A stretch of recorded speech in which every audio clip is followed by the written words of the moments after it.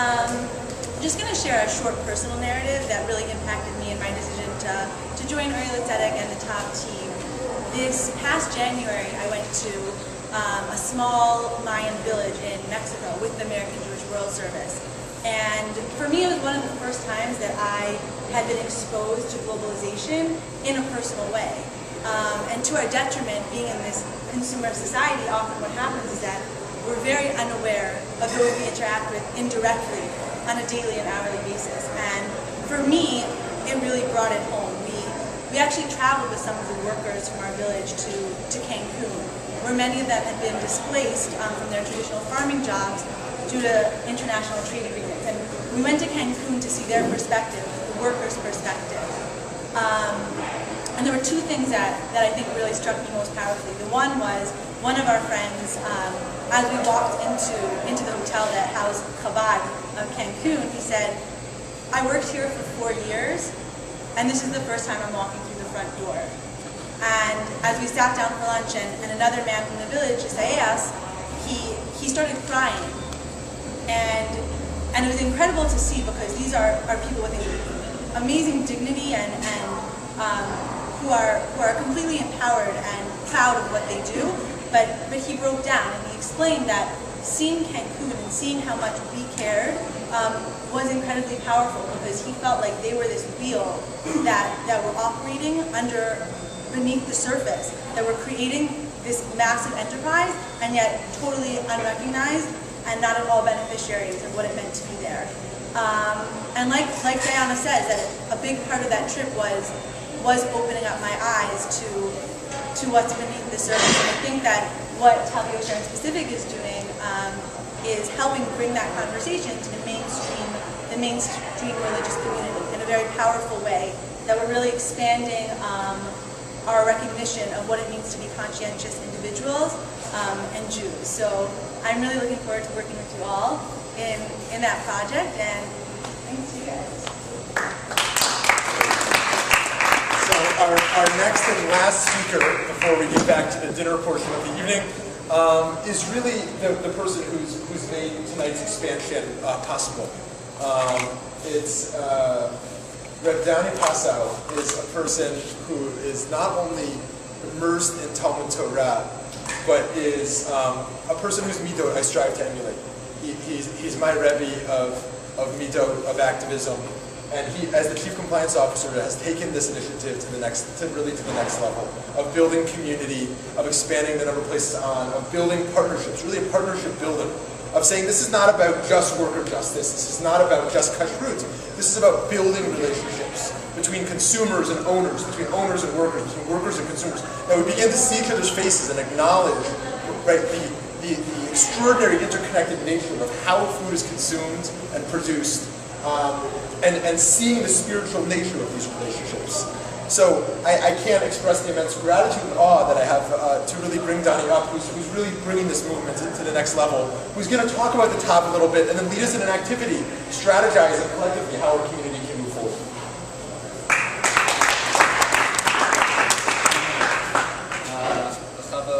My brother, Matthew Tessa. Just want to share a little bit about my story and what inspired me to become involved at the top.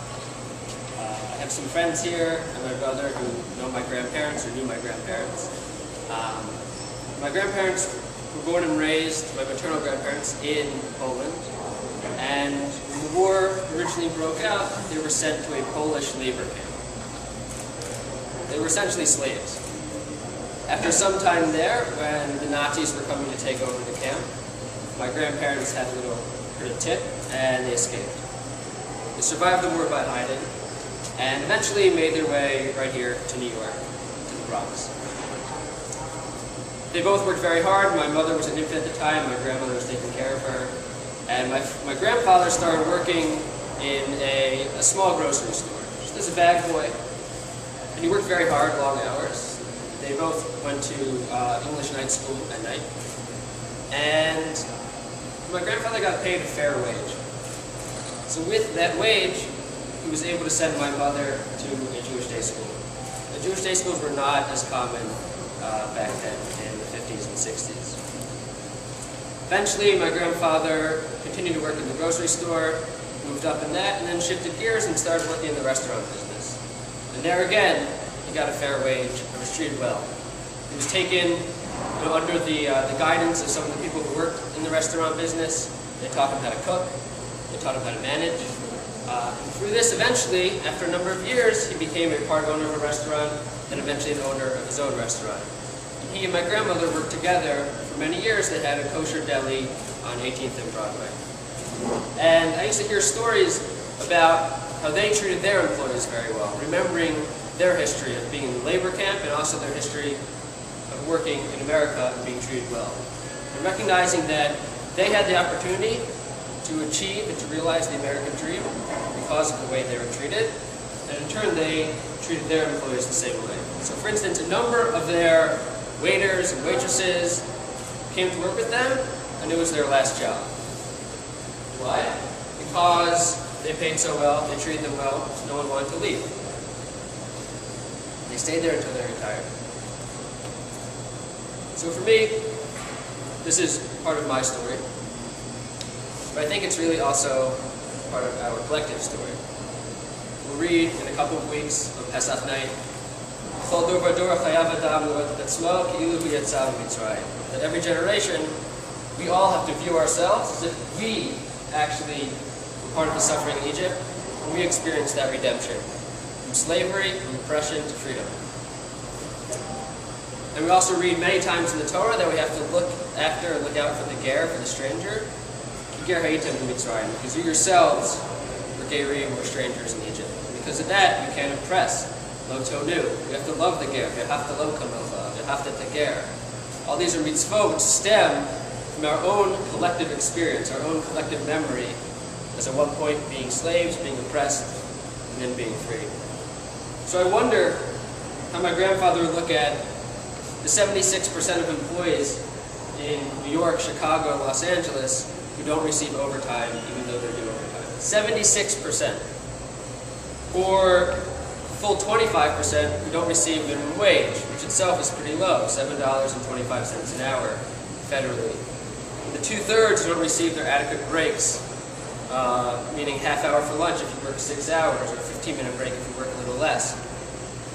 Is it possible for those workers to achieve the same dream that my grandparents did, being treated the way that they are? So as a Jewish community, I think we also have to consider our experience of oppression to freedom. Think about what that should inspire us to do in terms of employee rights, employee treatment. How do we want to act? Both to ensure that those who are strangers, many of them, who are immigrants, don't speak the language, aren't familiar with the legal system, who are getting oppressed, how are we going to stand up for them? And also as a community, what are we going to do?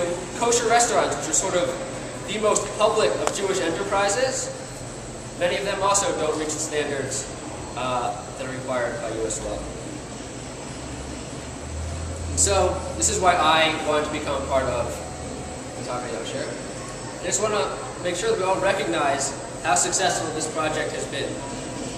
I said to you a few of the statistics about employees and how mistreated they are. About 10 months ago, we started with 7 restaurants here in New York. In less than 10 months, we're now at 36. In Pennsylvania, Maryland, Chicago, and New Jersey, and of course New York.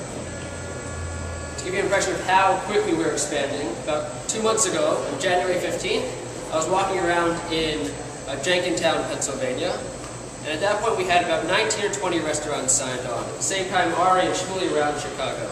Since then, less than 2 months, we've just about doubled. We're at 36 now, and we're in contact with a number of other restaurants that we'll likely expand to in the next few days.